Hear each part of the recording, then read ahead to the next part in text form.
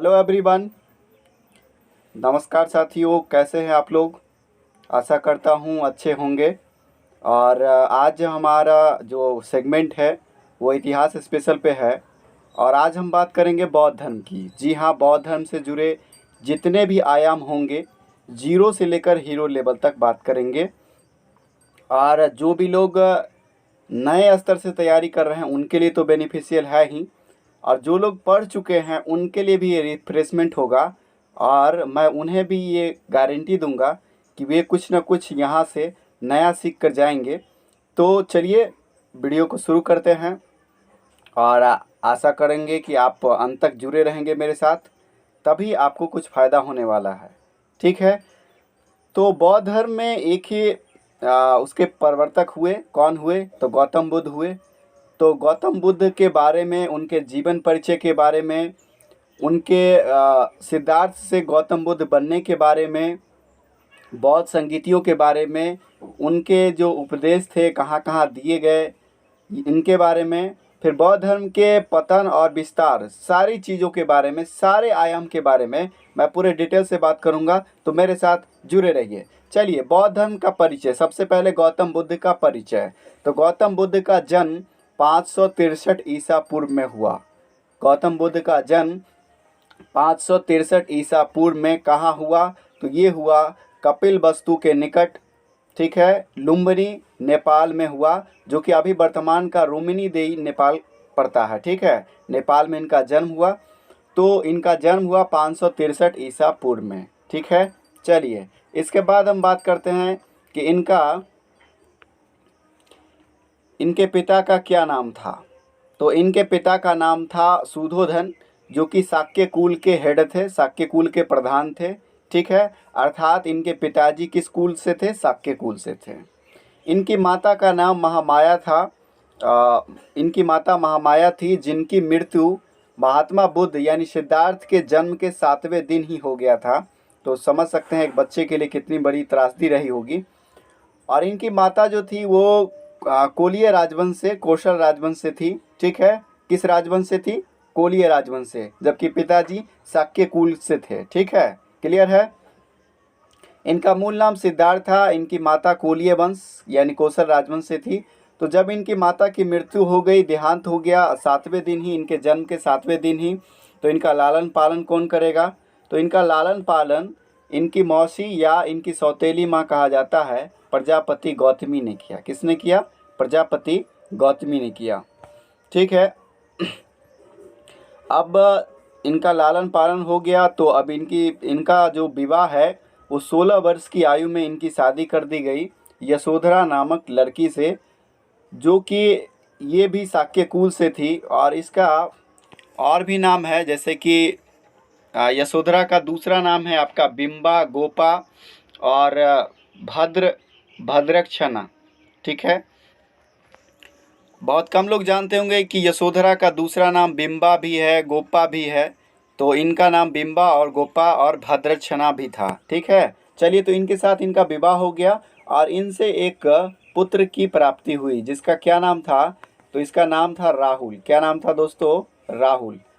इनके जो पुत्र महात्मा बुद्ध के पुत्र का नाम क्या था? राहुल था। ठीक है, परिचय में कुछ और बात कर लेते हैं। इनके सारथी का नाम चन्ना था और इनके घोड़े का नाम कथानक था। सारथी का क्या नाम था? चन्ना, और घोड़े का नाम कथानक। ठीक है, चलिए, अब सिद्धार्थ से महात्मा बुद्ध बनने की वजह क्या रही? क्यों इन्होंने महात्मा बुद्ध बनने की ठानी? ठीक है, इन्होंने तपस्या का मार्ग क्यों अपनाया? वैराग्य का मार्ग क्यों अपनाया? तो पहली चीज़, ये तो राजवंश से थे, इन्हें तो कोई किसी प्रकार की कोई दिक्कत नहीं होगी। लेकिन ऐसा कहा जाता है कि ये बचपन से ही आध्यात्मिक चिंतन के थे, यानी कि आध्यात्मिक विचार रखते थे। तो जब ये वनों में घूमने के लिए, भ्रमण के लिए अपने सारथी चन्ना के साथ निकले, तो इन्होंने 4 दृश्यों को देखा और इन 4 दृश्यों को एनालाइज किया। सबसे पहली चीज़ कि इन्होंने एक बूढ़े व्यक्ति को देखा, एक बीमार व्यक्ति को देखा, एक मृतक का शव देखा और एक सन्यासी को देखा। तो उन्होंने पाया कि जो बूढ़ा व्यक्ति है वो अपने बुढ़ापे से परेशान है, बुढ़ापे की बीमारियों से परेशान है, अपनी लाचारी से परेशान है कि वो कुछ कर नहीं सकता। एक बीमार व्यक्ति है जो अपने दर्द से छटपटा रहा है, करा रहा है, परेशान है, ठीक है। और एक मृतक का शव है जिसके जो उसके परिवार वाले हैं वो काफ़ी चिंतित हैं, रो रहे हैं, बिलख रहे हैं, परेशान हैं, हतोत्साहित हैं। तो इन तीनों में उन्होंने देखा कि ये तीनों तो तीनों के तीनों काफ़ी दुख से भरे हुए हैं। जबकि उन्होंने एक सन्यासी को पाया तो सन्यासी को देखा कि सन्यासी बड़ा खुश है भाई। क्यों खुश है? तो इस बात की पड़ताल तक वे पहुँचे कि ये सन्यासी इसी वजह से खुश है क्योंकि वह संसार के बंधनों से मुक्त है। उसे किसी बात की चिंता नहीं है कि हमें ये करना है, वो करना है, बड़ा बनना है, करोड़पति बनना है, अरबपति बनना है। यानी कि संसार की मोह और लालसा से सन्यासी बिल्कुल ही दूर है। इसी वजह से वह खुश है। तो इन्होंने भी सोचा कि चलो भाई, खुशी का मार्ग क्या है? तो खुशी का मार्ग है वैराग्य धारण कर लेना और सन्यासी बन जाना। इसके बाद ही इन्होंने गिरि त्याग का फैसला लिया, जिसे बौद्ध धर्मावलंबी या बौद्ध धर्म में महाभिनिष्क्रमण कहा जाता है। ठीक है, बौद्ध धर्म में इसे क्या कहा जाता है? महाभिनिष्क्रमण। और इसका चिन्ह है घोड़ा, यानी कि घोड़े पर चढ़कर ये कहाँ चले गए? ट्रिक लगा सकते हैं आप कि घोड़े पर चढ़कर घर छोड़ दिया। ठीक है, तो महाभिनिष्क्रमण घोड़े पर हो गया इनका। 29 वर्ष की आयु में इन्होंने घर छोड़ दिया। और जब ये घर छोड़े तो इन्होंने एक अनोमा नदी है, अनोमा नदी के तट पर इन्होंने अपना सिर मुड़वा लिया। और उसके बाद सन्यासी का जो वस्त्र होता है, कासाई वस्त्र कहा जाता है, उसे इन्होंने धारण कर लिया। ठीक है, तो सन्यासी का वेश धारण कर लिया और वहाँ से निकल पड़े। तो इस कड़ी में जब वे आगे बढ़े तो वे कहाँ आ पहुँचे? वैशाली। तो जब वे वैशाली आ पहुँचे तो उन्हें एक गुरु मिले जिनसे उन्होंने सांख्य दर्शन की शिक्षा ली। कौन सी शिक्षा ली? सांख्य दर्शन की शिक्षा। और इनके पहले गुरु हुए आलार कलाम। ये आपको जितने भी तरह के एग्ज़ाम्स हैं, चाहे वो लो लेवल के एग्ज़ाम हो, चाहे बीपीसी पीटी लेवल तक का एग्ज़ाम हो, उन सब में ये आपको काफ़ी हेल्पफुल होगा, ये वीडियो काफ़ी हेल्पफुल होगा। ठीक है, तो अगर आपको ये पसंद आएगा तो आप शेयर ज़रूर कीजिएगा और हमारे चैनल को सब्सक्राइब भी कीजिएगा। तो सांख्य दर्शन की शिक्षा आलार कलाम ने ली और इन्हें पहले गुरु कहा जाता है। किनका? तो महात्मा बुद्ध का। इनके दूसरे गुरु कौन हुए? तो इनके दूसरे गुरु हुए रुद्रक रामपुत्र। कौन हुए? रुद्रक रामपुत्र, जो इन्हें राजगीर में मिले थे। कहाँ मिले थे? राजगीर में मिले थे। ठीक है, यहाँ इन्होंने कुछ शिक्षाएं ली और उसके बाद भी इनका मन नहीं भरा तो ये उरुग्वेला की तरफ प्रस्थान कर गए। कहाँ निकल पड़े? उरुग्वेला प्रस्थान कर गए। तो उरुग्वेला प्रस्थान के समय 5 ब्राह्मण शिष्य बने। सबसे पहले इन्हें 5 साधक मिले, 5 ब्राह्मण शिष्य बने, जिसका क्या क्या नाम है? तो नाम है कौंडिन्य, बप्पा, भादिया, असागी, महानामा। क्या क्या नाम है? कौंडिन्य, बप्पा, भादिया, असागी और महानामा। ये 5 शिष्य मिले, लेकिन ये ज़्यादा देर तक नहीं टिक पाए। ये एक महिला है सुजाता, उनके हाथों से महात्मा बुद्ध ने, हालांकि वे उस समय महात्मा बुद्ध थे नहीं, गौतम ही थे, सिद्धार्थ ही थे। तो सुजाता के हाथों खीर खाने की वजह से 5 शिष्यों ने इन्हें पाखंडी कहकर साथ छोड़ दिया। कहा कि ये पाखंडी है और उन 5 शिष्यों ने इनका साथ छोड़ दिया।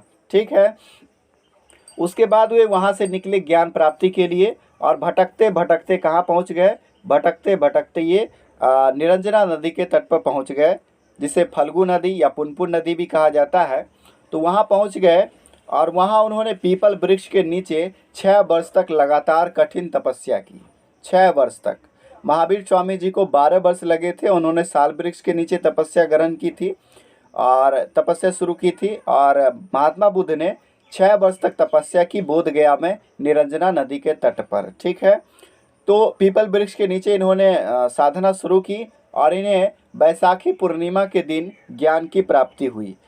दोस्तों, बैसाखी पूर्णिमा का काफ़ी महत्व है महात्मा बुद्ध के जीवन में। चूँकि इनका जन्म बैसाखी पूर्णिमा के दिन हुआ, इन्हें ज्ञान की प्राप्ति बैसाखी पूर्णिमा के दिन हुआ, इन्हें निर्माण की प्राप्ति भी पूर्णिमा के दिन ही हुआ, अतः इसे बैसाखी पूर्णिमा या बुद्ध पूर्णिमा, और हम लोग अभी उसे लेटेस्ट वर्जन में गुरु पूर्णिमा कह देते हैं, और इसका काफ़ी महत्व है। ठीक है, और लोग इस दिन गंगा स्नान वगैरह करते हैं। चलिए अब आगे हम बात करते हैं कि जैसे ही इन्हें ज्ञान की प्राप्ति हो गई तो ये क्या कहलाए। तो इन्हें कहा गया सिद्धार्थ से अब ये गौतम बुद्ध हो गए, इन्हें तथागत कहा गया। अर्थात कहने का मतलब कि अब ये बुद्ध हो गए, प्रबुद्ध हो गए, इन्हें ज्ञान की प्राप्ति हो गई। और गौतम बुद्ध इसलिए कहे गए चूँकि इनका गोत्र जो था वो गौतम था, इसलिए इन्हें गौतम बुद्ध कहा गया। ठीक है, चलिए अब एक बात यहाँ पर नोट करके पहले दे दी गई है कि पीपल वृक्ष को शशांक ने कटवाया था चूँकि वह शैव धर्म को मानता था। ये हालांकि बौद्ध धर्म के पतन के कारणों में से है। ठीक है, शैव धर्म के जो मानने वाले थे वो बौद्ध धर्म को थोड़ा क्षति पहुंचाना चाहते थे। इनके बारे में डिटेल से बात करूंगा। ठीक है, चलिए अब हम बात करते हैं उपदेश की। तो जैसे इनको ज्ञान की प्राप्ति हुई तो इन्होंने उपदेश देना स्टार्ट किया। ठीक है, उपदेश देना शुरू किया। पहला जो उपदेश दिया इन्होंने, ये धर्म चक्र परिवर्तन कहलाया। इनका पहला उपदेश धर्म चक्र परिवर्तन कहलाया। और इन्होंने वाराणसी के सारनाथ, जिसे ऋषिपत्तनम भी कहा जाता था, वहाँ इन्होंने पहला उपदेश दिया। कहाँ दिया? वाराणसी के सारनाथ में, जिसे ऋषिपत्तनम कहा जाता है, वहाँ दिया। और इनका जो पहला उपदेश है वो धर्म चक्र परिवर्तन कहलाया। इसका चिन्ह क्या है? इसका चिन्ह है चक्र। अभी भी आप देखिएगा बौद्धों का जो सम्मेलन होता है या उनका जो क्या कहते हैं अनुष्ठान होता है, उसमें चक्र इस तरह से बना होता है। इस तरह का चक्र, गोल चक्र होता है, उसमें ऐसे तीलियां बनाई होती है। ठीक है, इनके उपदेश की भाषा पाली थी, जनसाधारण की भाषा थी उस समय पाली। तो इन्होंने उपदेश भी अपनी भाषा पाली में दिया। सबसे ज़्यादा उपदेश इन्होंने कहाँ दिया? तो सबसे ज़्यादा उपदेश इन्होंने श्रावस्ती, जो कि कौशल की राजधानी, यानी कि अपने ननिहाल में सबसे ज़्यादा उपदेश दिया। अपने नाना को, अपने मामा को सबसे ज़्यादा इन्होंने उपदेश दिया। ठीक है, क्लियर है? चलिए नेक्स्ट बात करते हैं बौद्ध धर्म की शिक्षाएं और सिद्धांत। तो आपको बता दूं कि बौद्ध धर्म जो है, बौद्ध धर्म ने विभिन्न प्रकार की शिक्षाएं दी और विभिन्न प्रकार के उपदेश दिए। सबसे पहला कि बौद्ध दर्शन जो है वो क्षणिकवादी है, क्षण भंगुरवादी है। और इन्होंने आखिरी में एक उपदेश दिया था। आखिरी में इन्होंने कहा था कि बाबू, संसार की सारी वस्तुएं क्षरणशील है, अतः मनुष्य को अपना पथ प्रदर्शक स्वयं होना चाहिए। ठीक है, तो इन्होंने कहा कि जीवन में जितने भी प्रकार के संस्कार किए जाते हैं सारे वैधर्मा हैं, यानी कि सारे जो हैं वो सारे खर्च करने वाले, खर्चीले हैं। तो लोगों को परमार्थ का मार्ग छोड़ना चाहिए, लोगों को कम खर्च में निर्वाण प्राप्त करना चाहिए, कम खर्च में ज्ञान की प्राप्ति करना चाहिए और भोग विलास से दूर रहना चाहिए। ठीक है, बौद्ध दर्शन जो है वो नितांत कर्मवादी है। और यहाँ कर्म का मतलब है कि कायिक और वाचिक या मानसिक चेष्टाओं से है। मतलब शरीर को, अपने दिमाग को और अपनी संयमता को, अपने वचन को, इन सब पर क्या करना है? कंट्रोल करना है। और बौद्ध दर्शन जो है दोस्तों ये अनिश्वरवादी है, ईश्वर को नहीं मानता, बिल्कुल ईश्वर के अस्तित्व को मानता ही नहीं है। और एक चीज़ जो जैन धर्म और बौद्ध धर्म दोनों में कॉमन है, वो पुनर्जन्म में विश्वास करते हैं। बौद्ध धर्म में व्यक्ति भौतिक और मानसिक तत्वों के 5 अलग अलग रूपों में बताया है कि जैसे रूप है, वेदना है, संज्ञा है, संस्कार है, विज्ञान है। इन सब से जो है मनुष्य का क्या है? निर्माण हुआ है। तो पहली चीज़ जो आपको स्क्रीन के ऊपर नज़र आ रही है, बौद्ध धर्म के त्रिरत्न। तो बौद्ध धर्म के त्रिरत्न थे बुद्ध, धम्म और संघ। क्या क्या है? बुद्ध है, धम्म है और संघ है।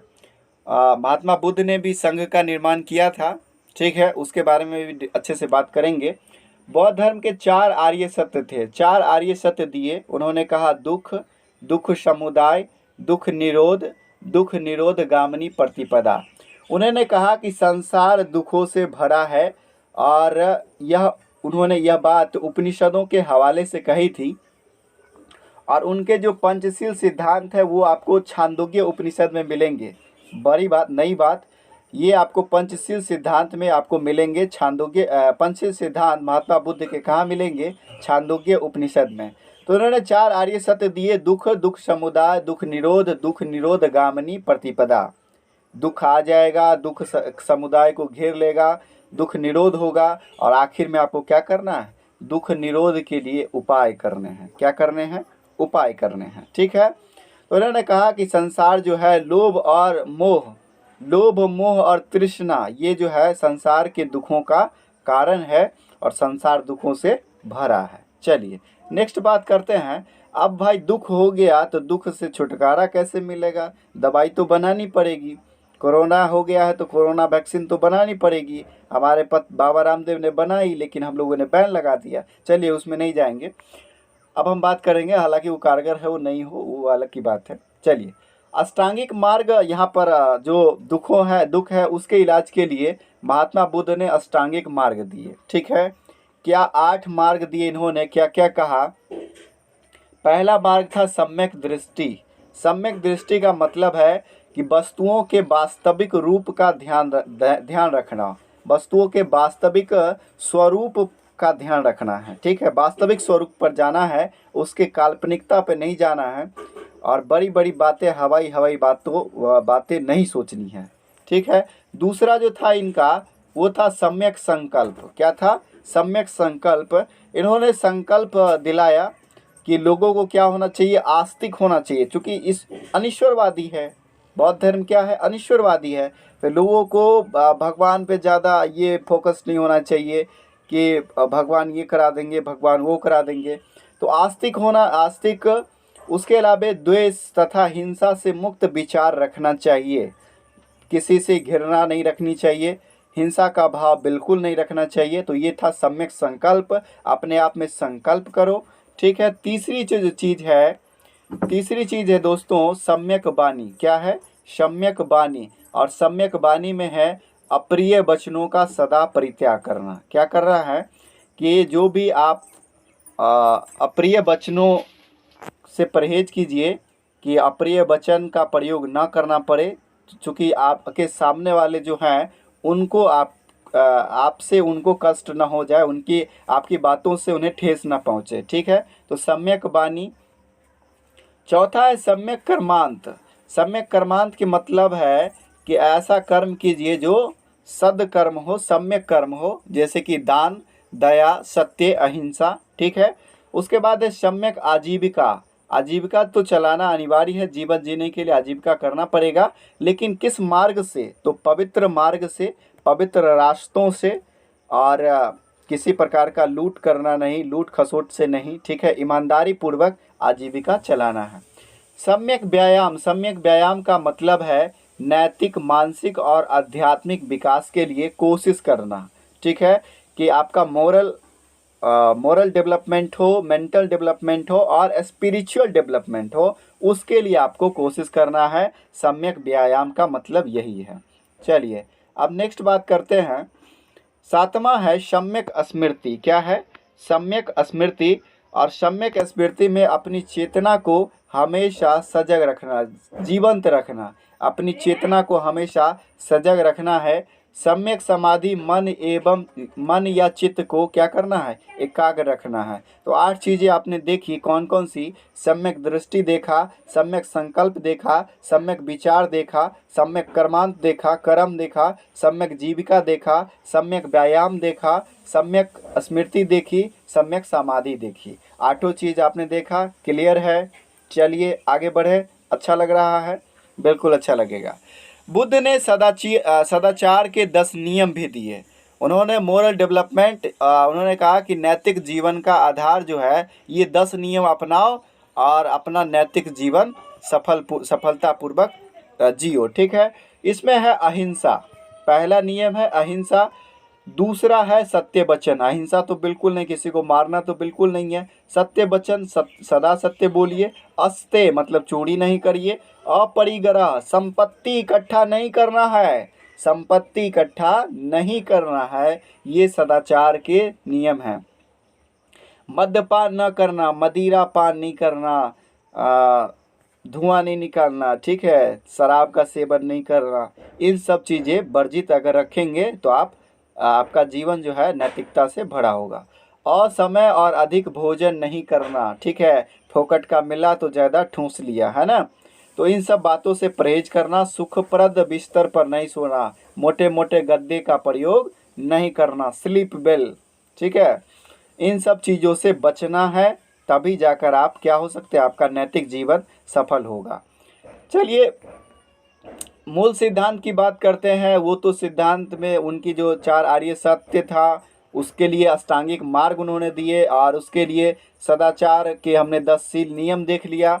चलिए मूल सिद्धांत में है अनिश्वरवादी। मैंने पहले ही बताया कि बौद्ध धर्म जो है वो ईश्वर को नहीं मानता है।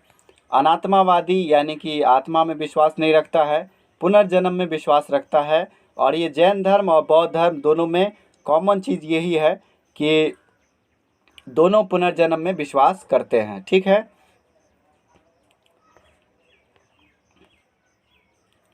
इसके अलावा बात करते हैं कि वर्ण व्यवस्था और जाति प्रथा का इन्होंने विरोध किया, और सर्वप्रथम इन्होंने 2 शूद्रों को अपना शिष्य बनाया था महात्मा बुद्ध ने। किसको किसको? तापस और मलिक को। 2 शूद्र थे, तापस और मलिक, जिसको कि इन्होंने अपना शिष्य बनाया था। काफ़ी महत्वपूर्ण बात। परम लक्ष्य क्या था? तो परम लक्ष्य था निर्वाण। परम लक्ष्य निर्वाण रखा गया था, अर्थात जीवन चक्र से मुक्ति, जीवन चक्र से छुटकारा पाना है, तो निर्वाण प्राप्त करना है, ठीक है। कर्म का सिद्धांत तो मैंने पहले ही बताया कि नितांत कर्मवादी है बौद्ध दर्शन।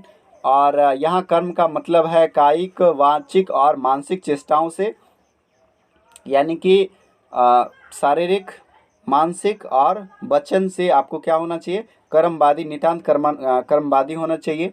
इन्होंने वेदों की प्रामाणिकता को नकारा, वेदों की प्रामाणिकता को नकारा।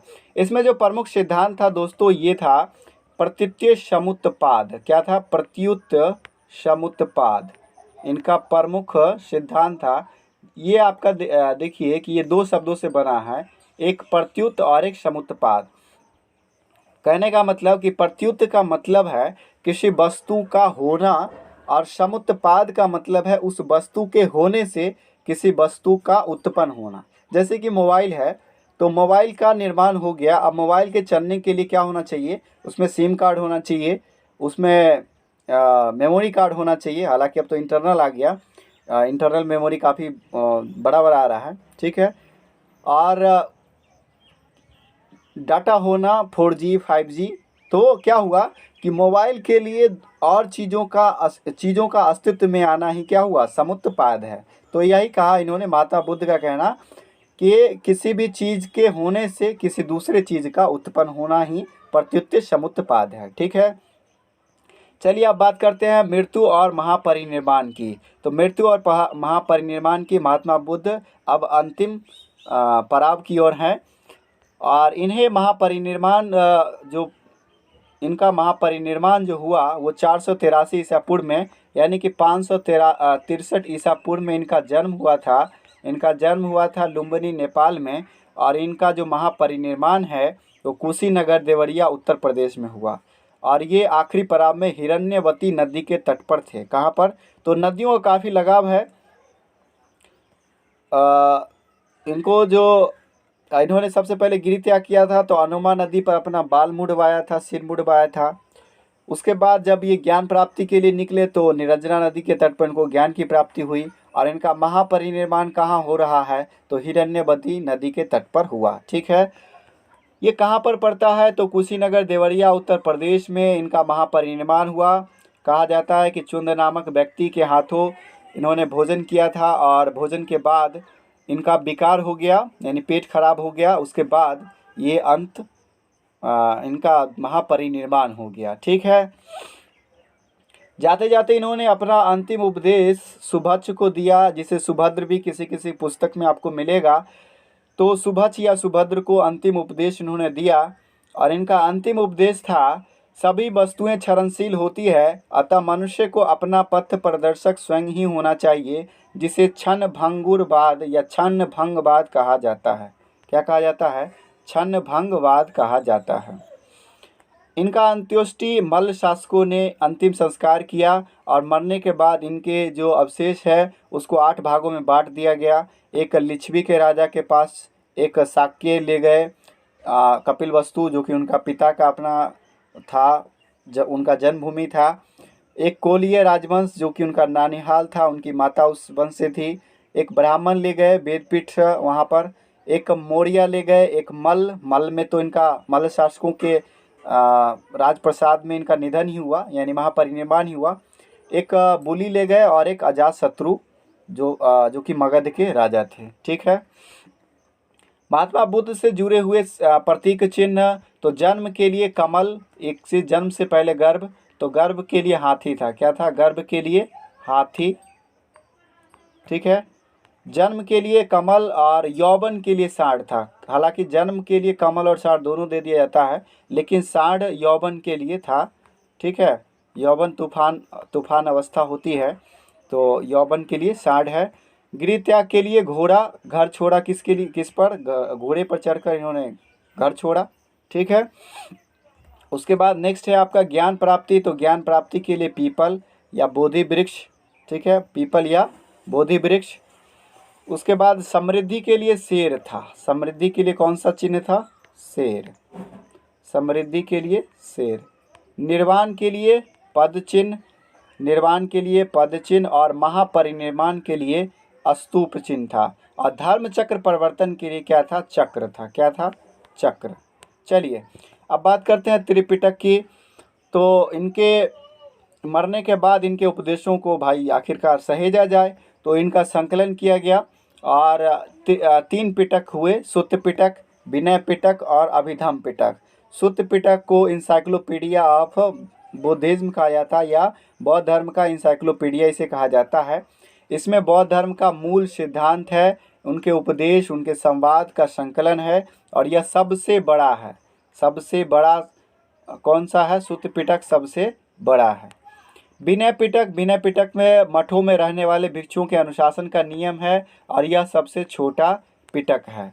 चलिए अभिधम पिटक, तो इसमें बौद्ध दर्शन है और यह बीच बीच का है, बीच बीचहा है, मध्यम है। ठीक है। बौद्ध मध्यम की बात आई तो महात्मा बुद्ध ने मध्यम मार्ग का उपदेश दिया था। उन्होंने कहा था कि न ज़्यादा कष्ट न ज़्यादा भोग विलास, मध्यम मार्ग ही अपनाइए। ठीक है। अब हम बात करते हैं बौद्ध संगीतियों की। तो इनके महापरिनिर्वाण के बाद 4 बौद्ध संगीतियाँ हुई। पहला हुआ 483 ईसा पूर्व में, वो हुआ आपका कहाँ? राजगिरी सप्तपर्णी गुफा में। उस समय के तत्कालीन शासक थे अजातशत्रु और अध्यक्षता किसने की थी? महाकश्यप ने। किसने अध्यक्षता की? महाकश्यप ने। चलिए इसमें विशेष हुआ क्या? सुत्त पिटक और विनय पिटक का संकलन उनके 2 प्रिय शिष्य आनंद और उपाली ने किया। महात्मा बुद्ध के 2 प्रिय शिष्य थे आनंद और उपाली, दोनों ने मिलकर सुत्त पिटक और विनय पिटक का संकलन किया। तो पहली बौद्ध संगीति में ये हुआ।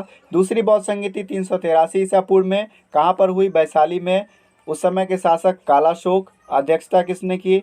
सबाकामी ने। और इसमें मठ संबंधी नियम को लेकर मतभेद हो गया और बौद्ध धर्म 2 भागों में बटा। हालांकि ये लघु विभाजन था, थेरवादी और शयादवादी।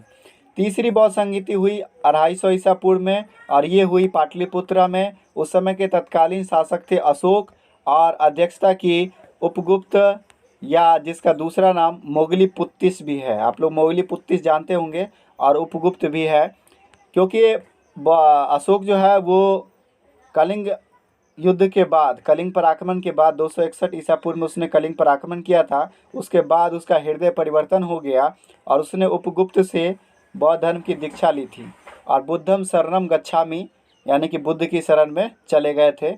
इसमें हुआ क्या? इसमें विशेष अभिधम पिटक का संकलन हुआ। इस बौद्ध संगीति में अभिधम पिटक, जिसमें कि आपका क्या है? बुद्ध के आध्यात्मिक और दार्शनिक विचार का संकलन है, उसका संकलन हुआ था। चौथी बौद्ध संगीति प्रथम शताब्दी या इसे 98 ईसा पूर्व, एग्जैक्ट अगर बात करें तो 98 ईसा पूर्व। ये कहाँ पर हुआ? तो ये कुंडलवन कश्मीर में हुआ। तत्कालीन शासक थे कनिष्क, अध्यक्षता की वसुमित्र और इसमें एक उपाध्यक्ष भी थे जिनका नाम था अश्वघोष। क्या नाम था? अश्वघोष।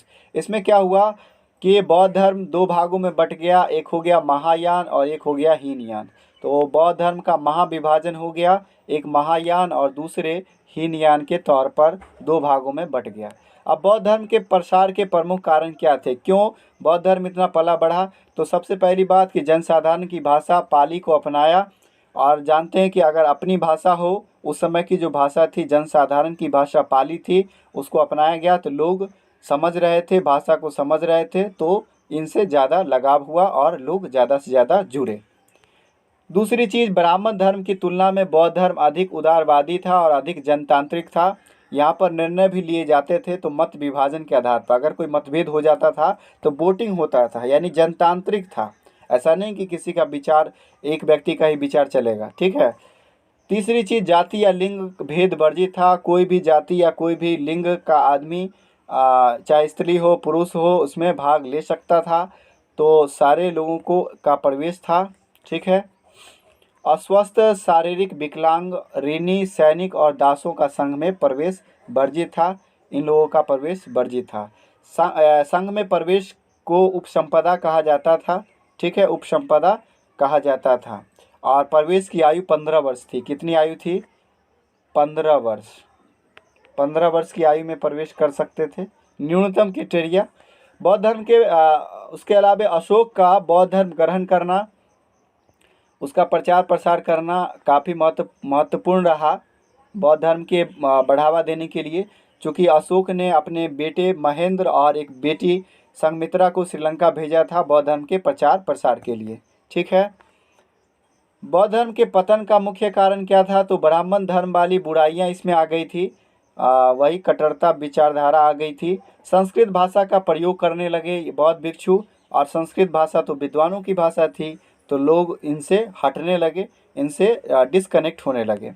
ब्राह्मण धर्म ने अपने धर्म को सुधार किया और गोधन रक्षा, शूद्रों को भी धार्मिक मार्ग प्रशस्त किया, महिलाओं को भी बराबरी का दर्जा देने लगे। तो कहा जाता है कि अगर छोटे लाइन को, अगर कोई किसी लाइन को छोटा दिखाना है तो एक बड़ा लाइन खींचो, वही ब्राह्मण धर्म ने किया, अपने धर्म में सुधार किया। उसके अलावा प्रतिमा पूजन करने लगे बौद्ध धर्म के लोग, चूँकि महात्मा बुद्ध की जब महापरिनिर्वाण हो गई तो उनके मूर्तियों का पूजन होने लगा। तो लोगों ने कहा कि अब ब्राह्मणों और आप में क्या अंतर है, आप भी मूर्ति पूजा करते हैं, वे भी मूर्ति पूजा करते हैं। बौद्ध भिक्षुओं का जीवन विलासिता पूर्ण होने लगा, चूँकि राजाओं का संरक्षण प्राप्त होने लगा उन्हें, और उन्हें अब कोई कष्ट नहीं हो रहा है, सारी सुख सुविधाएं मिलने लगी। इसके अलावा इसमें महिलाओं का प्रवेश हो गया, और महिलाओं के प्रवेश से बौद्ध भिक्षु जो है उसे महिलाओं को क्या समझने लगे थे? भोग विलास की वस्तु समझने लगे थे, समझ बैठे थे। और महात्मा बुद्ध ने एक समय अपने प्रिय शिष्य आनंद को कहा था, यदि बिहारों में स्त्रियों का प्रवेश, बिहार मतलब बौद्धों का जो रहने का स्थल था उसे बिहार कहा जाता था, विहार, कि अगर महिलाओं का प्रवेश न हुआ होता तो यह धर्म जो है 1000 वर्ष तक रहता। लेकिन जब स्त्रियों को प्रवेशाधिकार दे दिया गया है तो ये धर्म केवल 500 वर्ष होगा, यानी कि महिलाओं के प्रवेश से इसकी आयु जो है आधी हो गई है। तो ये महात्मा बुद्ध ने पहले ही आशंका जता दी थी, अपने प्रिय शिष्य आनंद को कहा दिया था। ब्राह्मण शासक द्वारा बौद्धों को प्रताड़ित किया जाना भी मुख्य कारण रहा बौद्ध धर्म के पतन का, चूँकि जो पुष्यमित्र शुंग शासक थे, शुंग वंश के शासक, उन्होंने बौद्ध धर्म को प्रताड़ित किया। इसके अलावा हुन शासक मिहिरकुल ने बहुत सारे बौद्ध भिक्षुओं को मरवाया, और आपने जाना कि शशांक जो कि शैव धर्मावलंबी था, उसने क्या किया था? बोधि वृक्ष को कटवा दिया था, ठीक है। एक चीज़ काफ़ी महत्वपूर्ण है जो कि छूट गया है, मैं उसे बता देना चाहता हूँ कि उस बौद्ध धर्म, आपसे एक प्रश्न पूछा जाता है कि प्रसिद्ध अनुयायी शासकों के नाम बताएं, तो कुछ नाम गिना देना चाहता हूँ मैं। उदयीन, प्रसेनजीत और बिंबिसार। प्रसेनजीत, बिंबिसार। इसके अलावा आपने अजातशत्रु और इसका अशोक का तो सुना ही, ठीक है। तो आइए कुछ टेक्निकल वर्ड की बात कर लेते हैं। तो इसमें कोरम होता था, 20 लोगों का कोरम होता था। अगर सभा आयोजित की जाती थी तो कम से कम 20 लोग उपस्थित होने चाहिए, तभी सभा होगी। जो लोग सभा की व्यवस्था करते थे उन्हें कहा जाता था आसन प्रज्ञापक। क्या कहा जाता था? आसन प्रज्ञापक। अगर भिक्षु भिक्षुणियाँ धर्म वार्ता करते थे आपस में तो उसे उपोस्त कहा जाता था। क्या कहा जाता था? उपोस्त कहा जाता था। प्रस्ताव को नीति या वृत्ति कहा जाता था। जैसे कि सभा में प्रस्ताव रखा जाता था तो उसे नति या वृत्ति कहा जाता था, और प्रस्ताव जो पढ़ते थे उसे अनुवासन कहा जाता था। ठीक है। अगर बहुमत से प्रस्ताव पारित हो गया तो भूमस्कीम कहा जाता था। अभी प्रस्ताव पारित हो जाता है तो हम लोग उसको अध्यादेश क्या बोलते हैं, संविधान संशोधन होता है, नहीं कानून बोलते हैं। तो बहुमत से पारित प्रस्ताव को भूमस्कीम कहा जाता था। क्या कहा जाता था? भूमस्कीम।